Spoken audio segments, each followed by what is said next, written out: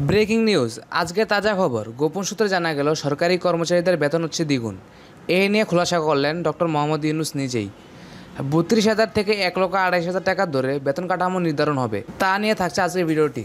Video শুরু করার পূর্বে একটি কথা বলতে চাই, যারা এখনও ভিডিওটিকে লাইক করেননি, এখন এই ভিডিওটিকে লাইক করে দিয়ে নিচ থেকে চ্যানেলটি সাবস্ক্রাইব করে দিয়ে কমেন্টে জানিয়ে দিবেন কে কোথা থেকে ভিডিওটি দেখতেছেন।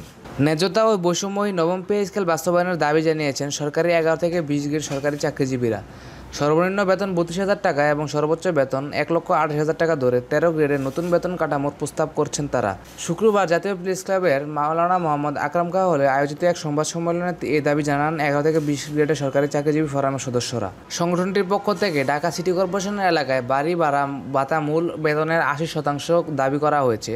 এছাড়া অন্য সিটি কর্পোরেশন এলাকায় ৭০% এবং অন্য এলাকায় ৬০% করার দাবি জানানো হয়। পাশাপাশি চিকিৎসা ভাতা ৬,০০০, শিক্ষা ভাতা সন্তানপ্রতি ৩,০০০, যাতায়াত ভাতা ঢাকায় ৩,০০০ ও অন্যান্য এলাকায় ২,০০০, ইউটিলিটি ভাতা ২,০০০ টাকা, টিফিন ভাতা দৈনিক ১০০ টাকা যা মাসে দাঁড়াবে ২২০০ টাকা, বৈশাখী ভাতা ৫০%, ঝুঁকি ভাতা ২,০০০ টাকা এবং পাহাড়ি উপকূলীয় অঞ্চলের কর্মচারীদের জন্য অতিরিক্ত ৪০% ভাতা প্রস্তাব করা হয়। এছাড়া পেনশন সুবিধা বিদ্যমান ৯০% থেকে বাড়িয়ে ১০০% করার এবং আনুতোষিকের হার ২৩০ টাকার পরিবর্তে ৫০০ টাকা করার দাবি জানানো হয়।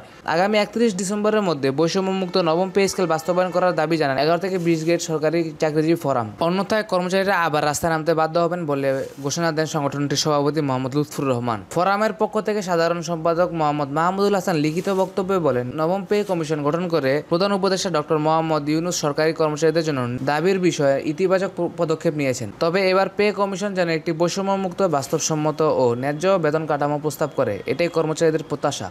তিনি জানান, ২০১৫ সালের পে স্কেলে ব্যাপক বৈষম্য ছিল এবং গত ১০ বছরে ১১ থেকে ২০ গ্রেডের কর্মচারীরা দুটি পে স্কেল থেকে বঞ্চিত হয়েছেন। তাই বর্তমান বাজার দর ও জীবনযাত্রার ব্যয়ের সঙ্গে সামঞ্জস্য রেখে নতুন বেতন কাঠামো প্রণয়ন জরুরি। আমরা সর্বনিম্ন বেতন ৩২,০০০ টাকা এবং সর্বোচ্চ বেতন ১,২৮,০০০ টাকা ধরে ১৩ গ্রেডের নতুন কাঠামোর প্রস্তাব করছি। তো এই ছিল আজকের পে স্কেলের সর্বশেষ আপডেট। এই ভিডিওটি থেকে সরকারি চাকরিজীবীরা কী ভাবছেন তা আপনাদের মূল্যবান মতামত আমাদেরকে কমেন্ট করে জানিয়ে দিবেন। আপনাদের করা প্রতিটি মতামত আমাদের কাছে খুবই মূল্যবান। তো দেখা হচ্ছে পরবর্তী পে স্কেল লেটেস্ট আপডেট নিয়ে। ধন্যবাদ সবাইকে। আসসালামু আলাইকুম, আল্লাহ হাফেজ।